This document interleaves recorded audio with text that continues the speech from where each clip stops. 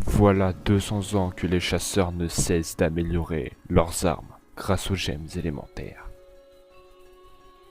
Ils réussirent même à fusionner deux gemmes qu'ils ont trouvées, la gemme élémentaire de foudre et Dracocide, pour donner lieu à un nouvel élément. Ils le nommèrent l'élément Thunderpole.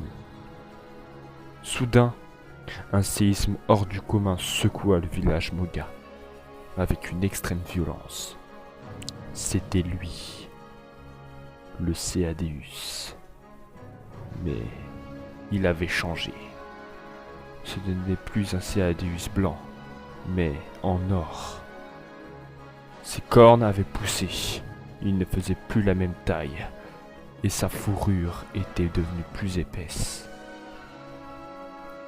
Vous souvenez-vous de ce Céadeus que les 4 chasseurs élus de Moga ont chassé vaillamment? Il n'était pas mort, mais bel et bien en vie.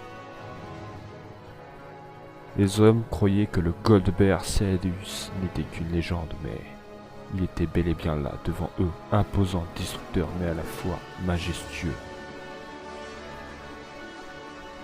Il attendait des chasseurs courageux et expérimentés pour le combattre. C'est à ce moment-là de l'histoire que la guilde décide de créer des quêtes nommées G, pour que les chasseurs les plus expérimentés puissent exercer et éviter que les novices ne meurent en combat. Mais le Céadeus avait soif de vengeance. C'est alors qu'il créa d'immenses tsunamis et provoqua encore plus de séismes destructeurs. Il détruisa tous les villages alentours.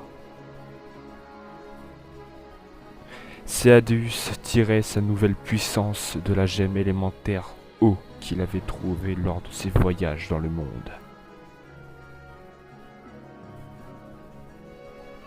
Céadeus décida donc de migrer dans les ruines abyssales pour attendre les chasseurs qui le feraient chuter. Soudain, 4 chasseurs décidèrent à l'affronter. Parmi eux, une femme possédant un équipement entier spécial forgé avec la gemme Thunderpole.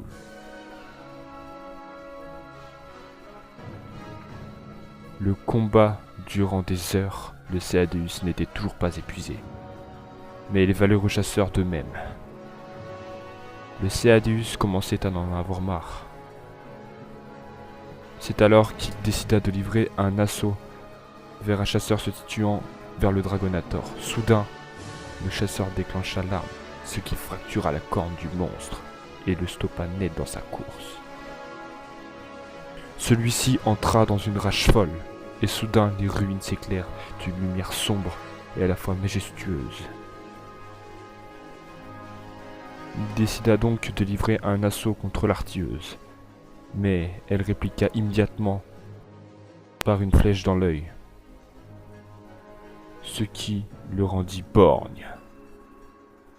C'était trop pour lui. Il décida de prendre de la hauteur et aspira une grande quantité d'eau qui recracha sous la forme d'un jet à très haute pression, ce qui faisa une victime parmi les chasseurs. Les survivants lui brisèrent tout le corps, la fourrure, son dos, sa deuxième corne et sa queue. Le Goldbear Céadeus était faible. Il savait qu'il allait mourir.